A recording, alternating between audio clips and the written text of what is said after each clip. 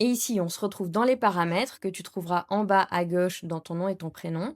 Donc là, tu as toutes tes informations personnelles avec la langue de l'interface. À ne pas confondre avec la langue parlée avec tes prospects que tu retrouveras dans The Formula AI.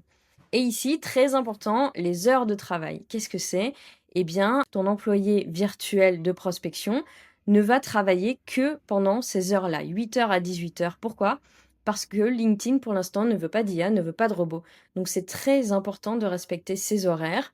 À peu près, tu peux faire 9 heures, 19 heures si tu veux, mais c'est très important de les respecter parce que LinkedIn, eh bien, ne te repérera pas. Et une grande différence entre notre app et celle des autres, c'est que nous, on imite le comportement humain.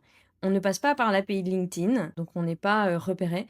On imite le comportement d'un setter. On imite vraiment les clics. Par exemple, tu vas écrire à 8 heures à un prospect. À 8h03, tu vas aller chercher le poste d'un autre.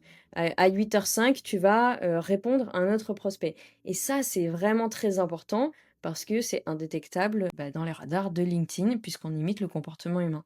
Donc ça fait quand même une belle différence pour ne pas avoir un compte ban. Et on sait qu'il y en a beaucoup qui se sont fait ban.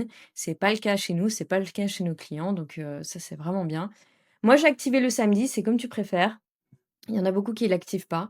Voilà, c'est vraiment un choix personnel et ici, dans gérer, vos forfaits d'abonnement et de facturation, mais tu pourras accéder à ton compte Stripe pour pouvoir, gérer, tes abonnements, monter par exemple, d'abonnements si tu veux, plus d'invitations par jour et ta facturation, évidemment, tu la trouveras ici.